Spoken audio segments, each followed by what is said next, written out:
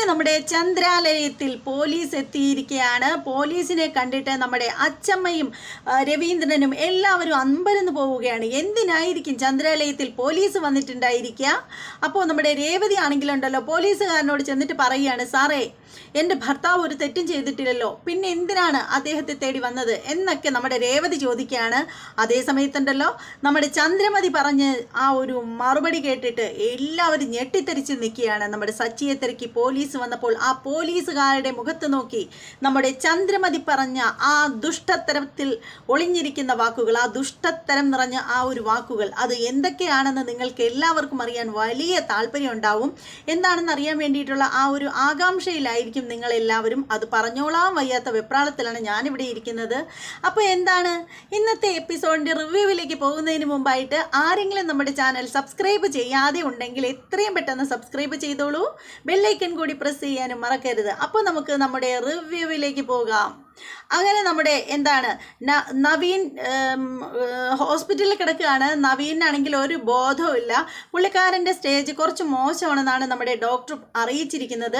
അതേ തുടർന്ന് നമ്മുടെ പോലീസുകാർ തമ്മിൽ സംസാരിക്കുകയാണ്. അപ്പോൾ എസ് ഐ ചോദിക്കുകയാണ്, എന്താണ് സംഭവിച്ചത്, ഇതിന് പിന്നിൽ എന്താണ്, വ്യക്തമായിട്ടുള്ള എന്തെങ്കിലും ആസൂത്രണമായിട്ട് സംഭവിച്ചതാണോ എന്നൊക്കെ ഇങ്ങനെ ചോദിക്കുകയാണ്. അപ്പോൾ ആ സമയത്തിന് നമ്മുടെ പോലീസുകാർ പറയുകയാണ്, അതങ്ങനെയല്ല സാർ, ഇത് സംഭവിച്ചതെന്ന് പറഞ്ഞാൽ ഇയാൾ ഒരു ടാക്സി കാറിലായിരുന്നു വന്നുകൊണ്ടിരുന്നത്. കുറച്ച് സ്ഥലം ചെല്ലുമ്പോഴത്തേക്ക് വണ്ടി ഒതുക്കിയതിന് ശേഷം അതിനകത്ത് നിന്നും ഡ്രൈവർ ഇറങ്ങി വന്നിട്ട് ഇയാളെ ക്രൂരമായിട്ട് മർദ്ദിക്കുകയായിരുന്നു. പക്ഷേ മർദ്ദനത്തിൻ്റെ ആ ഒരു ഇതിൽ അയാൾ ഇറങ്ങി ഓടുകയായിരുന്നു. ഓടുന്ന വഴിക്ക് അയാൾ റോഡ് ക്രോസ് ചെയ്യുമ്പോഴത്തേക്ക് വണ്ടി വന്നിടിച്ച് തല വന്നിടിച്ച് ഇയാൾ വീഴുകയായിരുന്നു. ഇതാണ് സംഭവിച്ചത് എന്നിങ്ങനെ പറയുകയാണ്. അപ്പം നമ്മുടെ സാർ ചോദിക്കുകയാണ്, അങ്ങനെയാണെങ്കിൽ ആരാണ് ആ ചെറുപ്പക്കാരൻ, വണ്ടിയുടെ നമ്പർ അതേക്കുറിച്ചൊക്കെ അന്വേഷിച്ചോ എന്നിങ്ങനെ ചോദിക്കുകയാണ്. അപ്പോൾ പറയുകയാണ്, അതൊക്കെ അന്വേഷിച്ചിട്ടുണ്ടായിരുന്നു. ഈ വണ്ടി ഒരു ഫിനാൻസ് ഉടമയുടേതാണ്. ഇയാളാണെങ്കിലുണ്ടല്ലോ അത് കൂലിക്ക് ഓടിക്കുന്നതാണ്. പിന്നെ ആ ഡ്രൈവറുടെ പേര് സച്ചി എന്നാണ്. അയാളുടെ മേൽവിലാസം ഒക്കെ കിട്ടിയിട്ടുണ്ട് എന്നിങ്ങനെ പറയുകയാണ്. അപ്പോൾ നമ്മുടെ എസ് ഐ പറയുകയാണ്, എങ്കിലൊരു കാര്യം ചെയ്യൂ, ആ പറയുന്ന ചെറുപ്പക്കാരൻ്റെ വീട്ടിൽ, ആ ഡ്രൈവറുടെ വീട്ടിൽ ചെന്നിട്ട് അയാളെടുത്ത് ചോദ്യം ചെയ്യുക. പക്ഷേ ചോദ്യമുറയിലായിരിക്കില്ലേ, കാര്യമായിട്ട് കാര്യങ്ങളൊക്കെ ചോദിച്ച് മനസ്സിലാക്കുക. പക്ഷേ അയാളുടെ ഭാഗത്ത് നിന്ന് എന്തെങ്കിലും തെറ്റുണ്ട്, അല്ലെങ്കിൽ അയാൾ എന്തെങ്കിലും മറയ്ക്കാൻ ശ്രമിക്കുന്നു എന്ന് തോന്നുകയാണെങ്കിൽ അയാളെ നേരെ ഇങ്ങ് കൊണ്ടുവരൂ എന്നിങ്ങനെ പറയുകയാണ്. അങ്ങനെ നമ്മുടെ പോലീസുകാർ പറയാണ് ഓക്കെ എന്ന് പറഞ്ഞിട്ട് അവർ പിരിയാണ്. അതിനുശേഷം എന്ന് വെച്ചാൽ നമ്മുടെ ശ്രുതിയെ കുടിയിരുത്താനായിട്ട് കൊണ്ടുവരികയാണ്. വീട്ടിലോട്ട് ആനയിച്ചുകൊണ്ട് വരികയാണ്. ഫസ്റ്റ് നമ്മുടെ ശ്രീകാന്താണ്. ശ്രീകാന്തിൻ്റെ മോട്ടോർ സൈക്കിളിൽ, അതായത് ബൈക്കിൽ ഇങ്ങനെ വരികയാണ് നമ്മുടെ ശ്രീകാന്ത്. അതിന് തൊട്ട് പിന്നാലെ സച്ചിയുടെ വാഹനം വരികയാണ്. അതിനും തൊട്ട് പിന്നാലെയാണ് നമ്മുടെ മണവാളൻ്റെയും മണവാട്ടിയുടെയും വാഹനം വരുന്നത്.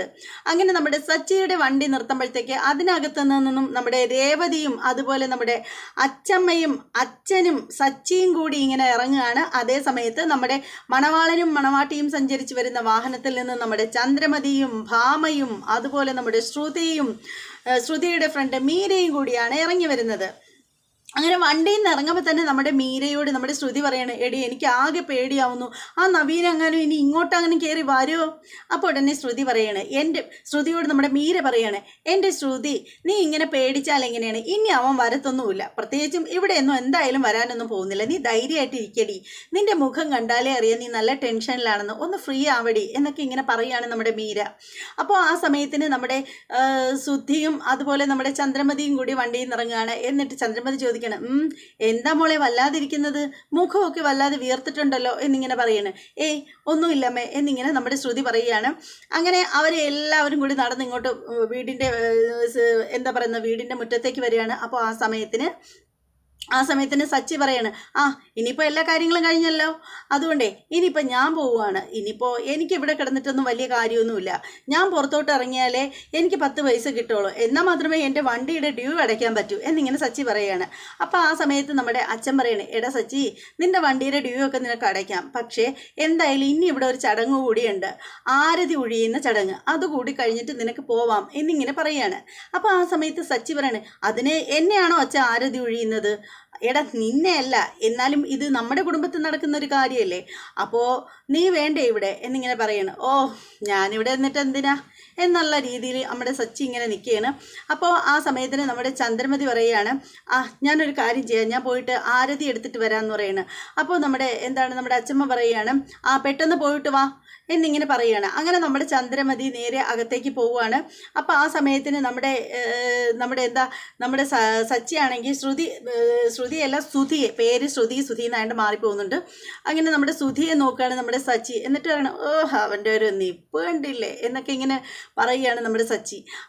അപ്പോഴത്തേക്കുണ്ടല്ലോ നമ്മുടെ ശ്രുതിയാണെങ്കിൽ കൂടെ ഇങ്ങനെ തിരിഞ്ഞ് ഇങ്ങനെ നോക്കുന്നുണ്ട്. അപ്പോൾ ആ സമയത്തിന് നമ്മുടെ രവീന്ദ്രൻ ചോദിക്കുകയാണ്, എന്താ മോളെ നീ കൂടെ ഇങ്ങനെ തിരിഞ്ഞ് നോക്കുന്നത്, എന്താ നോക്കുന്നത് എന്നിങ്ങനെ ചോദിക്കുകയാണ്.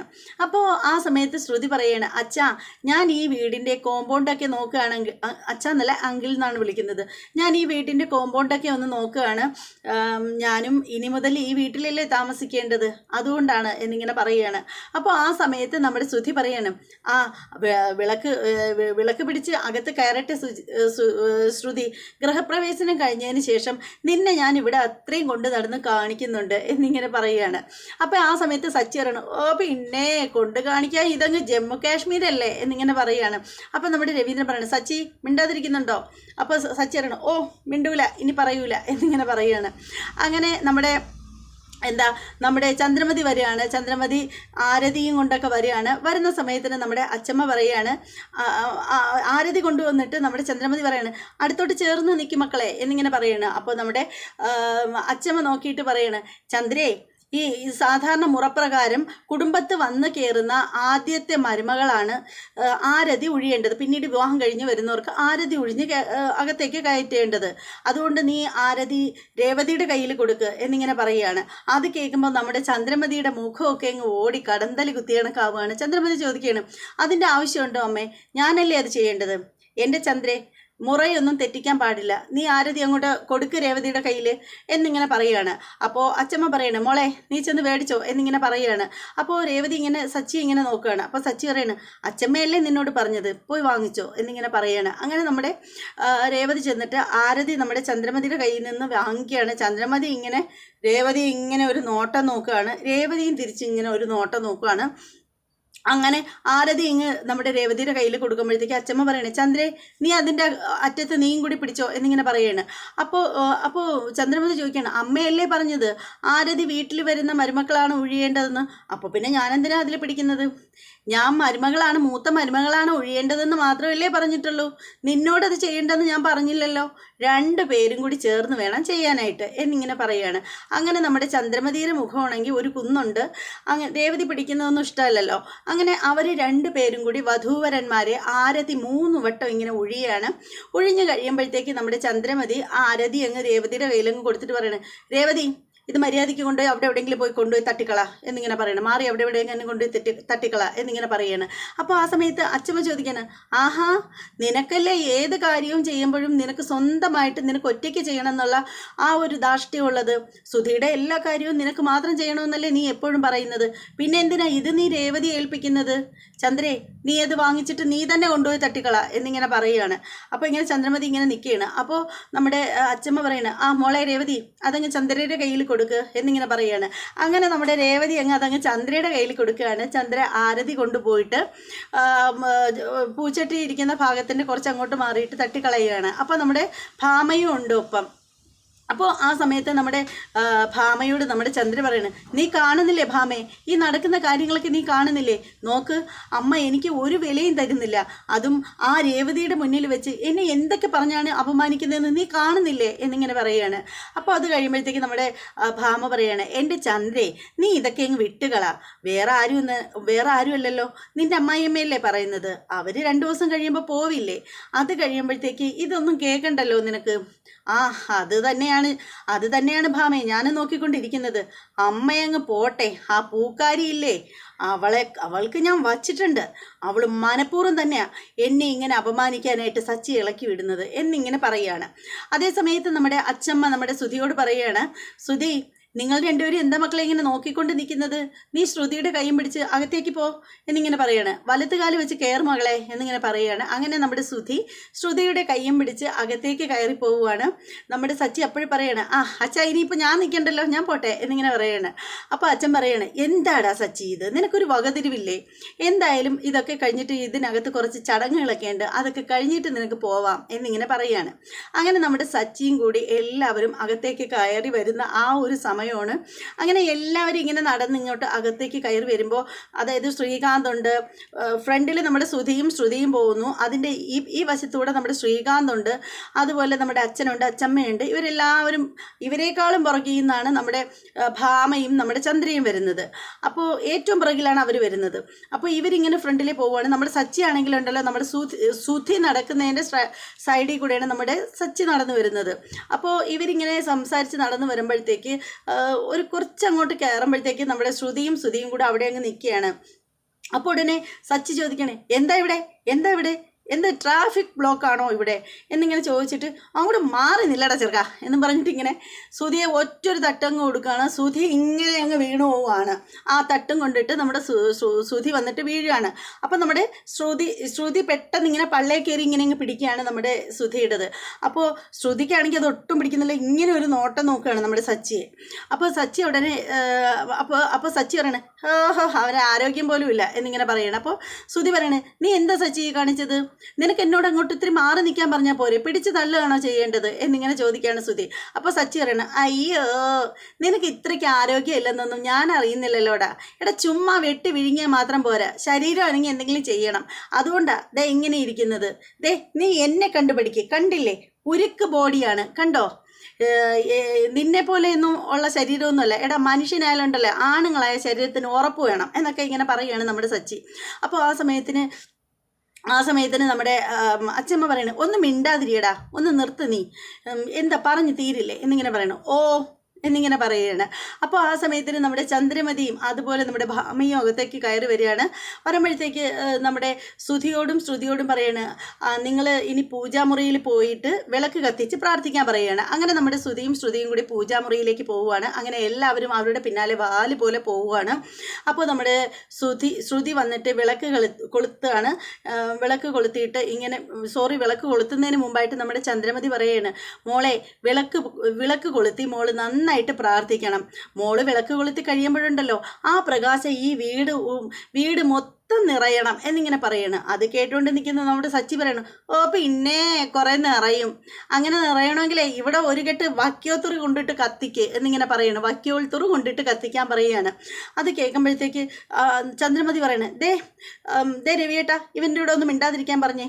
സച്ചി, അച്ഛൻ ഞാൻ ഇനി മിണ്ടൂല എന്നിങ്ങനെ പറയുകയാണ്.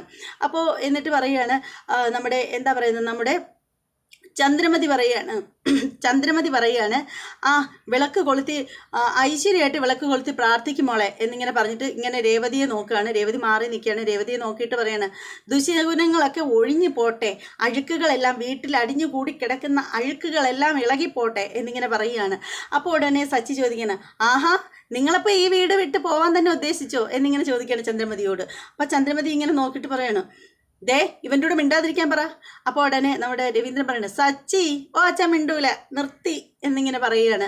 അങ്ങനെ വിളക്ക് കൊളുത്തിക്കൊണ്ട് ഇരിക്കുകയാണ്. നമ്മുടെ ശ്രുതി വിളക്ക് കൊളുത്തിയിട്ട് പ്രാർത്ഥിക്കുകയാണ്, ഈശ്വര ഇത്രയും സമയം വരെ നീ എന്നെ കാത്തു, ഇനി എന്നെ കാക്കണേ ഈശ്വര. ഒരിക്കലും ഞാൻ ചെയ്തത് ഒരു തെറ്റായിരിക്കാം, പക്ഷെ അതിന് എനിക്ക് എൻ്റേതായിട്ടുള്ള ന്യായീകരണങ്ങളുണ്ട്. എനിക്ക് ശ്രുതിയുമൊത്തുള്ളൊരു നല്ലൊരു ദാമ്പത്യ ജീവിതമാണ് ഞാൻ ആഗ്രഹിക്കുന്നത്. അതുകൊണ്ട് ഇതൊരിക്കലും പിടിക്കപ്പെടല്ലേ, ആ നവീൻ വരല്ലേ എന്നൊക്കെ പറഞ്ഞിട്ട് നമ്മുടെ ശ്രുതി മനസ്സുരുക്കി പ്രാർത്ഥിക്കുകയാണ്. അങ്ങനെ ശ്രുതി പ്രാർത്ഥിക്കുമ്പോഴത്തേക്ക് നമ്മുടെ രേവതി ഇങ്ങനെ മാറി നിൽക്കുകയാണ്. അപ്പോൾ ആ സമയത്തിന് നമ്മുടെ ചന്ദ്രമതി പറയാണ്, നിന്നോട് ഞാൻ പറഞ്ഞില്ലേ, സോറി ചന്ദ്രമതി അങ്ങനെയല്ല പറയുന്നത്. അങ്ങനെ പ്രാർത്ഥനയൊക്കെ കഴിഞ്ഞിട്ട് അവരെല്ലാവരും കൂടി ഫ്രണ്ടിലേക്ക് വരികയാണ്, ലിവിങ് റൂമിലേക്ക് വരികയാണ്. എന്നിട്ട് എല്ലാവരും ഇരിക്കവേ നമ്മുടെ ശ്രുതിയെയും ഇരുത്തിയിട്ട് പാലും പഴവും കൊടുക്കാനായിട്ടാണ് ഉള്ള സംഭവമാണ്. അങ്ങനെ അവരെ രണ്ടുപേരെ അവിടെ ഇരുത്തിയിരിക്കുകയാണ്. എന്നിട്ട് നമ്മുടെ ചന്ദ്രമതി പറയുകയാണ്, രേവതി നീ പെട്ടെന്ന് ശ്രുതിക്കും കൊടുക്കാനായിട്ട് പാല് തിളപ്പിച്ചുകൊണ്ട് വാ എന്നിങ്ങനെ പറയുകയാണ്. അപ്പോൾ രേവതി ഇങ്ങനെ മിണ്ടാണ്ട് ഇങ്ങനെ നിൽക്കുകയാണ്. അപ്പോൾ എന്നിട്ട് രേവതി പോകാനായിട്ട് തുടങ്ങുകയാണ്. അപ്പോൾ ആ സമയത്തിന് ചന്ദ്രമതി പറയാണ്, ദേ പാലിൽ ബദാം പരിപ്പ് പൊടിച്ചിടാൻ മറക്കരുത് എന്നിങ്ങനെ പറയുകയാണ്. അപ്പോൾ രേവതി പെട്ടെന്ന് ഇങ്ങനെ നിന്നിട്ട് പറയണം, അമ്മേ ബദാം പൗഡർ തീർന്നു എന്നിങ്ങനെ പറയുകയാണ്. അപ്പോൾ ചന്ദ്രമതി പറയാണ്, ആ ബദാം പൗഡർ തീർന്നെങ്കിൽ ഇനിയിപ്പോൾ എന്താ ചെയ്യുക എന്നിങ്ങനെ ആലോചിക്കുമ്പോഴത്തേക്ക് സച്ചി പറയുകയാണ്, ഓ ബ്ലീച്ചിങ് പൗഡർ അവിടെ കാണണം, അത് കുറച്ച് തട്ടിയിട്ട് കലക്കി കൊടു എന്നിങ്ങനെ പറയുകയാണ്. അപ്പോൾ ഉടനെ നമ്മുടെ അച്ചമ്മ പറയണം, ഒന്നും മിണ്ടാതിരിക്കടാ ചെറുക്ക എന്നിങ്ങനെ അച്ചമ്മ പറയുകയാണ്. അങ്ങനെ നമ്മുടെ രേവതി അടുക്കളയിലേക്ക് പോവുകയാണ്. അപ്പോൾ കുറച്ച് കഴിയുമ്പോൾ നമ്മുടെ ചന്ദ്രമതി പറയുകയാണ്, പാല് തിളപ്പിക്കാൻ പോയോളെ ഇതുവരെയും കണ്ടില്ലല്ലോ. അപ്പോൾ ഉടനെ നമ്മുടെ സച്ചി പറയാണ്, ആജ്ഞാപിക്കല്ലേ കൂടുതൽ എന്നിങ്ങനെ പറയുകയാണ്. അപ്പോൾ രവീന്ദ്രൻ പറയണേ, എൻ്റെ ചന്ദ്ര ആ പാലൊന്ന് തിളച്ചോട്ടെ എന്നിങ്ങനെ പറയുകയാണ്. അങ്ങനെ നമ്മുടെ രേവതി പാല് തിളച്ചതും കൊണ്ടിട്ട് അങ്ങോട്ട് വരികയാണ്. ഒരു ഗ്ലാസ്സിലായിട്ട് പാല് തിളച്ചത് ഒഴിച്ചിട്ട് അവിടെ കൊണ്ടുവന്ന് വെക്കുകയാണ്. അപ്പോൾ ആ സമയത്തിന് നമ്മുടെ സുധി ഇങ്ങനെ ഇരുന്നിട്ടാണ്, ഓഹ് എന്ത് ചൂട് എന്നൊക്കെ ഇങ്ങനെ പറയുകയാണ്.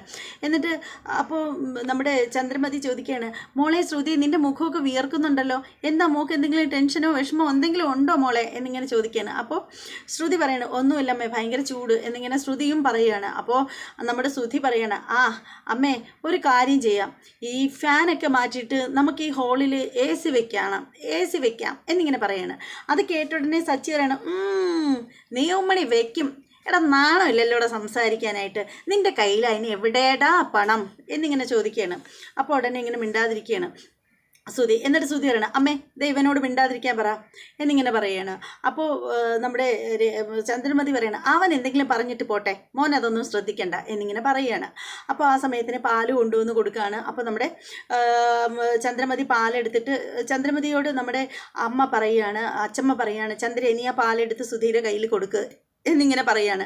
അങ്ങനെ പാലെടുത്ത് നമ്മുടെ ശ്രുതിയുടെ കയ്യിൽ കൊടുത്തിട്ട് ചന്ദ്രമതി പറയണ, മോനെ ഇതിൻ്റെ പകുതി നീ കുടിച്ചിട്ട് പകുതി ശ്രുതിക്ക് അവകാശപ്പെട്ടതാണ്, അവൾക്ക് കൊടുക്കണം എന്നിങ്ങനെ പറയാണ്. അപ്പോൾ നമ്മുടെ സച്ചി പറയും, ഓ പിന്നെ അവനങ്ങ് കൊടുക്കും, അവൻ പണ്ടേ ആർക്കെങ്കിലും വല്ലതും കൊടുക്കുമോ, ആരതെങ്കിലും കൂടെ കിട്ടിയാലുണ്ടല്ലോ അതും കൂടെ തട്ടിയെടുത്ത് ഓടുന്നവനാ ഇനി കൊടുക്കാൻ പോകുന്നത് എന്നിങ്ങനെ പറയാണ്. അപ്പോൾ നമ്മുടെ രവീന്ദ്രൻ പറയണേ, എൻ്റെ പൊന്ന് സച്ചി ഒന്നും മിണ്ടാതിരിക്കുക എന്നിങ്ങനെ പറയണം. ഓ മിണ്ടൂല അച്ഛാ നിർത്തി എന്നിങ്ങനെ പറയുകയാണ്. അപ്പോൾ രേവതിയോട് നമ്മുടെ ചന്ദ്രമതി പറയണം, രേവതി പോയി ആ ഫാനിന് ഇത്തിരി സ്പീഡ് കൂട്ട്, ശ്രുതി പറഞ്ഞു കേട്ടില്ലേ ചൂടാണെന്ന് അവൾക്ക് ചൂടെടുക്കുന്നെന്ന്, എന്നിട്ടെന്താ മിണ്ടാതെ നിൽക്കുന്നത്, പോയി ആ ഫാനിന് ഇത്തിരി സ്പീഡ് കൂട്ട് എന്നിങ്ങനെ പറയണം. അപ്പോൾ ഉടനെ സച്ചി പറയണം, ഓ പിന്നെ ദേ ആജ്ഞാപിച്ചാലുണ്ടല്ലോ എൻ്റെ സ്വഭാവം മാറും, പിന്നെ കാര്യമായിട്ട് പറയുകയാണെങ്കിലുണ്ടല്ലോ അത് കേൾക്കും, അതിനപ്പുറത്തോട്ടൊന്നും വേണ്ട എന്നിങ്ങനെ സച്ചി പറയണം. കൊച്ചമ്മ പറയുന്നതല്ലേ, കൊച്ചമ്മ പറഞ്ഞിരിക്കുന്നത് നീ കേട്ടതല്ലേ, എന്താ മഹാറാണിയാണെന്നാണ് ഭാവം, എന്താ നിങ്ങളെങ്ങോട്ട് സ്പീഡ് കൂട്ടിയാൽ എന്താ കൂടൂലേ എന്നിങ്ങനെ ചോദിക്കുകയാണ്. അപ്പോൾ ഇങ്ങനെ ചന്ദ്രമതി ഇങ്ങനെ ഒന്നും മിണ്ടാതിരിക്കണം. അങ്ങനെ നമ്മുടെ രേവതി പോയിട്ട് ഫാനിന് സ്പീഡ് കൂട്ടുകയാണ്. അപ്പോൾ ഭയങ്കര സ്പീഡായിരിക്കുകയാണ്. അപ്പോൾ നമ്മുടെ ചന്ദ്രമതി പറയണേ, എന്താടി നീ എന്തായി കാണിച്ചത്, എന്തിനാ ഇത്രയും സ്പീഡ് ഇട്ടിരിക്കുന്നത് എന്നിങ്ങനെ പറയുകയാണ്. അപ്പോൾ ഉടനെ സച്ചി പറയണം, ഓഹോ അതിലത്ര വിഷമമാണെങ്കിലേ പോയി തന്നെത്താനെ പോയി സ്പീഡ് കുറയ്ക്ക് എന്നിങ്ങനെ പറയുകയാണ്. ഓഹ് അങ്ങ് ആജ്ഞാപിക്കാനിരിക്കുന്ന ഒരു കൊച്ചമ്മ എന്നിങ്ങനെ പറയുകയാണ് സച്ചി.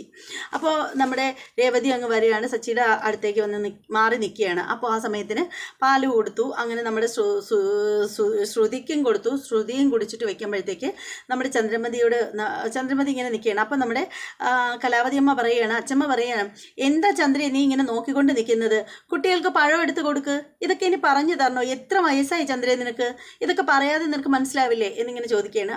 അപ്പോൾ തന്നെ നമ്മുടെ ചന്ദ്രമതി പഴം എടുത്തിട്ട് നമ്മുടെ ശ്രുതിക്കുമായിട്ട് കൊടുക്കാനായിട്ട് നമ്മുടെ സുധിയുടെ കയ്യിൽ കൊടുത്തിട്ട് പറയുകയാണ്, പകുതി മോൻ കഴിച്ചിട്ട് പകുതി അവൾക്ക് കൊടുക്ക് എന്നിങ്ങനെ പറയുകയാണ്. അപ്പോൾ ഇത് കണ്ടുകൊണ്ട് നിൽക്കുന്നത് നമ്മുടെ സച്ചി ഉണ്ടല്ലോ, നമ്മുടെ ശ്രീകാന്തിൻ്റെ അടുത്തേക്ക് ഇങ്ങനെ കാണിച്ചിട്ടാണ് വന്നത്, എടാ ശ്രീ നീ ഇപ്പം നോക്കിയേരെ, അവൻ ആർക്കും ഒന്നും കൊടുക്കൂല, അവൻ ആ പഴം ഇപ്പം ഒറ്റയ്ക്ക് തിന്നും, ആ പെണ്ണിനെ കൊടുക്കൂല, നീ കണ്ടോ, എൻ്റെ പൊന്നു ചേട്ടാ ഒന്നും മിണ്ടാതിരിക്കേ, നീ കണ്ടോടാ, അല്ലേ ഞാൻ പറയുന്ന കള്ളോണെന്ന് നീ ഒന്ന് നോക്ക് എന്നിങ്ങനെ പറയുകയാണ് നമ്മുടെ സച്ചി. അങ്ങനെ സച്ചി പറഞ്ഞ കണക്ക് തന്നെ നമ്മുടെ ശ്രുതിക്ക് കൊടുക്കാതെ തന്നെ നമ്മുടെ ശ്രുതി 3 കടി കടിക്കുകയാണ്, കടിച്ചാൽ തിന്നുന്ന പുള്ളിക്കാരൻ. അങ്ങനെ 3 കടി കടിക്കുകയാണ്. എന്നിട്ട് വീണ്ടും വായിൽ വയ്ക്കാൻ നേരത്ത് നമ്മുടെ ചന്ദ്രമതി പറയുന്നത്, അയ്യോ മോനെ തനിയെ തിന്നല്ലേ, ശ്രുതി മോൾ കൂടി കൊടുക്ക് എന്നിങ്ങനെ പറയുകയാണ്. അങ്ങനെ നമ്മുടെ ശ്രുതി അത് ശ്രുതിക്ക് കൊടുക്കുകയാണ്. അങ്ങനെ ശ്രുതിയും അതിങ്ങനെ എടുത്തൊരു കുഞ്ഞ് കടി അടിച്ചിട്ട് നോക്കുമ്പോഴത്തേക്ക് അവരുടെ മുറ്റത്ത് പോലീസ് വണ്ടി വന്ന് നിൽക്കുകയാണ്, പോലീസ് ജീപ്പ് വന്ന് നിൽക്കുകയാണ്. പോലീസ് ജീപ്പ് കാണുമ്പോൾ തന്നെ നമ്മുടെ ശ്രുതിയുടെ ഉള്ളിൽ കൂടെ ഒരു ആന്തൽ കയറുകയാണ്. അപ്പോൾ നോക്കുമ്പോഴത്തേക്ക് അപ്പോഴത്തേക്ക് ഇങ്ങനെ നോക്കുമ്പോഴത്തേക്ക് നമ്മുടെ ചന്ദ്രമതി പറയണേ, ദേ പോലീസ് വണ്ടി, നമ്മുടെ വീട്ടിൻ്റെ മുറ്റത്ത് ദേ പോലീസ് വണ്ടി വന്ന് നിൽക്കുന്നു എന്നിങ്ങനെ പറയുകയാണ്. അപ്പോൾ ഉടനെ രവീന്ദ്രനും എല്ലാവരും അങ്ങോട്ടേക്ക് നോക്കുകയാണ്. അപ്പോൾ ചന്ദ്രമതി പറയണേ, നല്ലൊരു ദിവസമായിട്ട് എൻ്റെ വീട്ടിൽ പോലീസുകാരെ കയറ്റിയല്ലോടാ നീ മഹാപാപി എന്നിങ്ങനെ പറയുകയാണ് നമ്മുടെ സച്ചിയോട്. അപ്പോൾ സച്ചി ഇങ്ങനെ അന്തം വിട്ടിരിക്കുകയാണ്. അപ്പോൾ പോലീസുകാരകത്തേക്ക് വരികയാണ്. എന്നിട്ട് ചോദിക്കുകയാണ്, ഇതല്ലേ സച്ചിയുടെ വീട് എന്നിങ്ങനെ. സച്ചിയുടെ വീടെന്ന് ചോദിക്കുന്നതിന് മുമ്പേ തന്നെ പോലീസുകാരൻ്റെ അടുത്ത് നിന്നിട്ട് നമ്മുടെ രവീന്ദ്രൻ ചോദിക്കുകയാണ്, എന്താ സാറേ, എന്താ വന്നത്, ഇവിടെ ആരെ തിരക്കിയാ വന്നത്? ആരെ തിരക്കി വരാനാണ്, ഇവിടെ തല്ലും വഴക്കുമായിട്ട് നടക്കുന്ന ഒരുത്തനില്ലേ ഈ വീട്ടിൽ, അവനെ തിരക്കി തന്നെയാണ് വന്നിരിക്കുന്നത്, സച്ചിയെ തിരക്കി എന്നിങ്ങനെ പറയുകയാണ് നമ്മുടെ ചന്ദ്രമതി പറയുകയാണ്. അപ്പോഴത്തേക്കും നമ്മുടെ രവീന്ദ്രൻ പറയണം, ഒന്നും മിണ്ടാതിരിക്കും ചന്ദ്രേ എന്നിങ്ങനെ പറയുകയാണ്. എന്നിട്ട് പോലീസുകാരനോട് ചോദിക്കുകയാണ്, എന്താ സാറേ, എന്താ പ്രശ്നം എന്നിങ്ങനെ ചോദിക്കുകയാണ്. അപ്പോൾ SI പോലീസുകാരൻ പറയുകയാണ്, അത് വന്നത് സച്ചിയെ തിരക്കിയാണ് വന്നത്, സച്ചി എവിടെ എന്നിങ്ങനെ ചോദിക്കുമ്പോൾ സച്ചി അങ്ങോട്ട് ചെല്ലുകയാണ്. എന്നിട്ട് പറയുകയാണ്, ഞാനാണ് സാറേ സച്ചി, എന്താ സാറേ കാര്യം എന്നിങ്ങനെ ചോദിക്കുകയാണ്. അപ്പോൾ പോലീസുകാരൻ ചോദിക്കുകയാണ്, അല്ല ഇന്ന് രാവിലെ തൻ്റെ വണ്ടിയിൽ ആരാ കയറിയത് എന്നിങ്ങനെ ചോദിക്കുകയാണ്. അപ്പോൾ ഉടനെ സച്ചി പറയാണ്, എൻ്റെ വണ്ടിയിൽ ഇന്ന് ഒരുപാട് പേര് കയറി, അതിൽ ആരുടെ കാര്യമാണ് സാർ ഈ ചോദിക്കുന്നത് എന്നിങ്ങനെ ചോദിക്കുകയാണ്. അപ്പോൾ ഉടനെ തന്നെ നമ്മുടെ നവീൻ്റെ ഫോട്ടോ കാണിക്കുകയാണ്. പുള്ളിക്കാരൻ തലയൊക്കെ കെട്ടി വെച്ചുകൊണ്ട് കിടക്കുന്നതിൻ്റെ ഫോട്ടോ കാണിക്കുകയാണ്. അപ്പോൾ ഇത് എല്ലാവരും കാണുകയാണ് ഈ ഫോട്ടോ. നമ്മുടെ ശ്രുതിയാണെങ്കിൽ കൺട്രോൾ വിട്ടുപോയി, നവീൻ്റെ ഫോട്ടോ കാണുമ്പോൾ തന്നെ പേടിച്ചു പോയി പുള്ളിക്കാരത്തി. അപ്പോഴത്തേക്ക് പോലീസുകാരൻ പറയണേ, ഇയാൾ കയറിയോ എന്നിങ്ങനെ ചോദിക്കുകയാണ്. ഇയാളുടെ മുഖം ഓർമ്മയുണ്ടോ, ഇയാൾ കയറിയതായിട്ട് അറിയോ എന്നിങ്ങനെ ചോദിക്കുകയാണ്. അപ്പോൾ സച്ചി പറയണേ, പിന്നെ ഇല്ലാതെ, ഇയാളെ ഞാൻ ഒരിക്കലും മറക്കത്തില്ല, ഇയാളുണ്ടല്ലോ സാറേ എൻ്റെ വണ്ടി കയറിയതാ, ഇയാൾ എൻ്റെ വണ്ടി കയറിയിട്ടുണ്ടല്ലോ, വണ്ടിയിലിരുന്ന് കാണിച്ച ബഹളങ്ങളുണ്ട്, പല തരത്തിൽ വൃത്തികേടുകളാണ് അയാൾ കാണിച്ചുകൊണ്ടിരുന്നത് എന്നിങ്ങനെ പറയാണ്. അപ്പോൾ പോലീസുകാരൻ ചോദിക്കണേ, എന്താ അവിടെ സംഭവിച്ചത് എന്നിങ്ങനെ ചോദിക്കുകയാണ്. അപ്പോൾ സച്ചി പറയണേ, എൻ്റെ പൊന്ന് സാറേ, ഇയാളെ കണ്ടാൽ നല്ല മാന്യനായിട്ടേ തോന്നുള്ളൂ, അതുകൊണ്ടാണ് ഞാൻ ഇയാളെ എൻ്റെ വണ്ടി കയറ്റിയത്. ഇതേ വണ്ടി കയറി അപ്പോഴത്തൊട്ടേ ഇയാൾ പറയാൻ തുടങ്ങിയ വൃത്തികേടുകളുണ്ടല്ലോ, ഏതാ ഒരു പെൺകുട്ടിയെ പറ്റിയാണ്.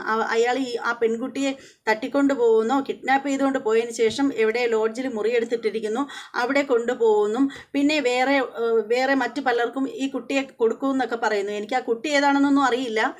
അങ്ങനെയൊക്കെ ആയിരുന്നു ഇയാൾ പറഞ്ഞുകൊണ്ടിരുന്നത്. പിന്നെ അയാൾ പറഞ്ഞ ഭാഷകളൊന്നും ഇവരുടെ ഒന്നും മുമ്പിൽ വെച്ച് പറയാൻ പറ്റില്ല സാറേ, അത്ര വൃത്തികെട്ട വാക്കുകളാണ് പറഞ്ഞത്. അപ്പോൾ തന്നെ പരമാവധി ഞാൻ കൺട്രോൾ ചെയ്തിരുന്നതാണ്. പിന്നീട് കുറച്ച് കഴിഞ്ഞപ്പോഴത്തേക്ക് ഇയാളുടെ സംസാരം കുറേ ഓവറായപ്പോൾ സഹിക്കാൻ വയ്യാതായി.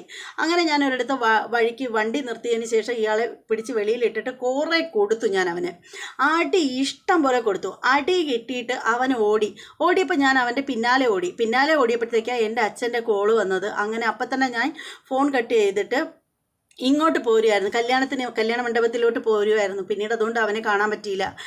അവൻ ഫ്രോഡ്, അവൻ ഓടി രക്ഷപ്പെട്ടിട്ടുണ്ടാവും, എന്നെങ്കിലും അവനെ എൻ്റെ കയ്യിൽ കിട്ടട്ടെ എന്നിങ്ങനെ പറയുകയാണ്. അത് കേട്ട ഉടനെ നമ്മുടെ സുധി ചോദിക്കുകയാണ്, എന്താടാ നീ കാണിച്ചത്, നല്ലൊരു ദിവസമായിട്ട് ഈ വീട്ടിൽ പോലീസുകാരെ കൊണ്ട് കയറ്റിച്ചല്ലോ, നിനക്കിതിൻ്റെ വല്ല കാര്യം ഉണ്ടായിരുന്നോ, ഏതെങ്കിലും പെണ്ണിനെ കുറിച്ച് ആരെങ്കിലും എന്തെങ്കിലും പറഞ്ഞാൽ നിനക്കെന്താ പ്രശ്നം എന്നിങ്ങനെ ചോദിക്കുകയാണ് സുധി. അപ്പോൾ ശ്രുതി പറയാണ്, അതേടാ എനിക്ക് പ്രശ്നം തന്നെയാണ്, എല്ലാ പെണ്ണുങ്ങളും എനിക്ക് എൻ്റെ വീട്ടിലുള്ള പെണ്ണുങ്ങളെ കണക്ക് തന്നെയാണ് എനിക്ക് എല്ലാ പെണ്ണുങ്ങളും, അതിലെനിക്ക് വ്യത്യാസമൊന്നുമില്ല. നമ്മളെ വീട്ടിലുള്ള പെണ്ണുങ്ങളെ ആരെങ്കിലും എന്തെങ്കിലും പറഞ്ഞാൽ നീയൊക്കെ കേട്ടോണ്ട് നിൽക്കുമോ? പക്ഷേ സച്ചി അതിനൊന്നും കിട്ടില്ല. എടാ എൻ്റെ അമ്മയും പെങ്ങന്മാരെയും കണക്കാണെടാ എനിക്ക് മറ്റുള്ള പെൺകുട്ടികളെയും, ഞാൻ അങ്ങനെ കാണുള്ളൂ, കാരണം എനിക്ക് ഒറ്റ തന്തയേ ഉള്ളൂ എന്നിങ്ങനെ സച്ചി പറയുകയാണ്. പോലീസുകാർ നിൽക്കുന്നതെന്ന് നോക്കുന്നില്ല. അപ്പോൾ സച്ചിയോട് പോലീസ് പറയണം, തനിക്ക് സ്വന്തമായിട്ട് വണ്ടിയില്ലേ എന്നിങ്ങനെ ചോദിക്കുകയാണ്. അപ്പോൾ സച്ചി പറയണം, സാറേ എനിക്ക് വണ്ടിയൊക്കെ ഉണ്ടായിരുന്നു, പക്ഷേ സാറിനെ പോലെയുള്ള ഒരു ഏമാൻ കാരണം ഉണ്ടല്ലോ എൻ്റെ വണ്ടി ഇതേ ഇപ്പോൾ വർക്ക്ഷോപ്പിലാണ് എന്നിങ്ങനെ പറയുകയാണ്. അപ്പോൾ അങ്ങനെ സംസാരിക്കുകയാണ്. അപ്പോൾ ഇതിങ്ങനെ പറഞ്ഞുകൊണ്ട് നിൽക്കുമ്പോഴത്തേക്ക് നമ്മുടെ ചന്ദ്രമതിക്ക് ഹാലിളകുകയാണ്. അപ്പോൾ ചന്ദ്രമതി പറയണേ, എന്തിനാ സാറേ സാറ് വന്നത്, ഇവനെ അറസ്റ്റ് ചെയ്യാനല്ലേ വന്നത്, ഇവനെ തൂക്കിയെടുത്തോണ്ട് പോ സാറേ, ഞങ്ങളെ എങ്ങനെയെങ്കിലും അങ്ങ് രക്ഷപ്പെട്ട് ജീവിച്ചോട്ടെ എന്നിങ്ങനെ പറയുകയാണ്. ഇത് കേൾക്കുമ്പോൾ രേവതിക്ക് ഭ്രാന്തിളവുകയാണ്. പക്ഷേ രേവതി തള്ളേരുടെ ഒന്നും പറയുന്നില്ല. രേവതി നേരെ SIയുടെ അടുത്തേക്ക് ചെല്ലുകയാണ്. എന്നിട്ട് പറയണം, സാർ ഈ കേട്ടതിൽ വെച്ച് എൻ്റെ ഭർത്താവ് എന്ത് തെറ്റാ ചെയ്തത്, ഇദ്ദേഹം ഒരു തെറ്റും ചെയ്തിട്ടില്ല, ഇദ്ദേഹത്തെ കൊണ്ടുപോവല്ലേ എന്നിങ്ങനെ പറയുകയാണ്. അപ്പോൾ നമ്മുടെ സച്ചി പറയണേ, എൻ്റെ രേവതി നീ എന്തിനാ ചുമ്മാ കിടന്ന് കെഞ്ചുന്നത്, അതിൻ്റെ ഒന്നും ഒരു ആവശ്യമില്ല, ഞാനൊരു തെറ്റും ചെയ്തിട്ടില്ല, ഞാൻ ചെയ്തത് എൻ്റെ ശരിയാണ് ഞാൻ ചെയ്തത്, അത് ഇനിയാണെങ്കിലും ശരി തന്നെ, എൻ്റെ കൺമുന്നിൽ ഇങ്ങനെയുള്ള തോന്നിയാസങ്ങളൊക്കെ കാണിച്ചാൽ ഞാൻ പ്രതികരിക്കുക തന്നെ ചെയ്യും, പിന്നെ ഇതിൻ്റെ പേരിൽ എന്നെ അറസ്റ്റ് ചെയ്താലും തൂക്കിക്കൊന്നാലും എനിക്ക് ഒരു പ്രശ്നവുമില്ല എന്നിങ്ങനെ സച്ചി പറയുകയാണ്. സത്യത്തിൽ നമ്മുടെ രവീന്ദ്രന് വിഷമം ഉണ്ടെങ്കിലും പുള്ളിക്കാരനാണെങ്കിൽ നല്ല ആത്മാഭിമാനത്തോടു കൂടിയാണ് നിന്നത് മകൻ്റെ ഈ വാക്കുകൾ കേൾക്കുമ്പോൾ. അച്ചമ്മയും അതുപോലെ തന്നെയാണ്. അങ്ങനെ നമ്മുടെ ചന്ദ്രമതി പറയാണ്, ഇവനെ കൊണ്ടുപോകുന്നില്ലേ സാറേ എന്നിങ്ങനെ ചോദിക്കണം. അപ്പോൾ ഉടനെ എസ് ഐ ഇങ്ങനെ ഒന്നും മിണ്ടുന്നില്ല. രവീന്ദ്രൻ പറയാണ്, സാർ ഇവനെ കൊണ്ടുപോകണോ എന്നിങ്ങനെ ചോദിക്കുമ്പോൾ പോലീസ് പറയണം, ഇവനെ കൊണ്ടുപോകാൻ വേണ്ടിയിട്ടൊന്നും അല്ല ഞങ്ങൾ വന്നത്, ഞങ്ങൾ ഇവനിൽ നിന്നും കാര്യങ്ങൾ ചോദിച്ച് മനസ്സിലാക്കാൻ വേണ്ടിയിട്ട് മാത്രമാണ് വന്നത്, അല്ലാതെ ഇവനെ കൊണ്ടുപോകാൻ വേണ്ടിയിട്ടൊന്നും അല്ല എന്നിങ്ങനെ പറയുകയാണ്. അപ്പോൾ ആ പെണ്ണിനെക്കുറിച്ച് വല്ല ഡീറ്റെയിൽസും അറിയാമോ എന്ന് സച്ചിയോട് ചോദിക്കുമ്പോൾ സച്ചി പറയണേ, എനിക്കെങ്ങനെ ആ പെണ്ണിനെക്കുറിച്ച് ഡീറ്റെയിൽസ് അറിയാമോ എന്ന് ചോദിച്ചാൽ എന്ന് പറഞ്ഞിട്ട് സച്ചി ഇങ്ങനെ ആലോചിക്കുകയാണ്. അപ്പോൾ ഉടനെ ശ്രുതി ആന്തലാണ്. ശ്രുതിക്ക് നെഞ്ചത്തൂടെ എന്താ പറയുന്നത്, ആന്തൽ എന്ന് പറഞ്ഞാൽ തീ ആളുന്നത് പോലുള്ള ഒരു എന്തോ വല്ലാത്തൊരു അവസ്ഥയിൽ നമ്മുടെ ശ്രുതി ഇങ്ങനെ വെപ്രാളപ്പെട്ട് ടെൻഷൻ അടിച്ച് പണ്ടാറടങ്ങി ഇങ്ങനെ നിൽക്കുകയാണ്. അതോടുകൂടി നമ്മുടെ സച്ചിയെ കാണിച്ച് എപ്പിസോഡ് തീരുകയാണ്. ഇന്നത്തെ ചെമ്പനീർ പൂവിൻ്റെ എപ്പിസോഡ് ആരും മിസ്സാക്കില്ല. നല്ലൊരു അടിപൊളി എപ്പിസോഡാണ്, സൂപ്പർ എപ്പിസോഡാണ്. അപ്പോൾ എന്താണ്, ഈ റിവ്യൂ ഇഷ്ടമായവരൊക്കെ ദയവായി ലൈക്ക് ചെയ്യണം. പിന്നെ നമ്മുടെ സബ്സ്ക്രൈബർ ആവശ്യപ്പെട്ടതുപോലെ ലൈക്ക് ചെയ്യുന്നവരുടെ പേരൊന്നും കമൻറ്റ് ചെയ്യാനൊന്നും പറ്റത്തൊന്നുമില്ല. ലൈക്ക് ചെയ്യാൻ താല്പര്യമുള്ളവരൊക്കെ ലൈക്ക് ചെയ്യുക. പിന്നെ നമ്മുടെ ചാനലൊന്ന് സബ്സ്ക്രൈബ് ചെയ്യണം. എൻ്റെ വീഡിയോകൾ കാണാൻ ഇഷ്ടമുള്ള എല്ലാവരും സബ്സ്ക്രൈബ് ചെയ്തോളൂ. ബെല്ലൈക്കൻ കൂടി പ്രസ് ചെയ്യാനും മറക്കരുത്. ഇനി മറ്റൊരു എപ്പിസോഡിൻ്റെ റിവ്യൂമായിട്ടും പ്രൊമോ വീഡിയോയുമായിട്ടും ഞാൻ വരുന്നതായിരിക്കും. അതുവരെ എല്ലാവർക്കും ബായ്.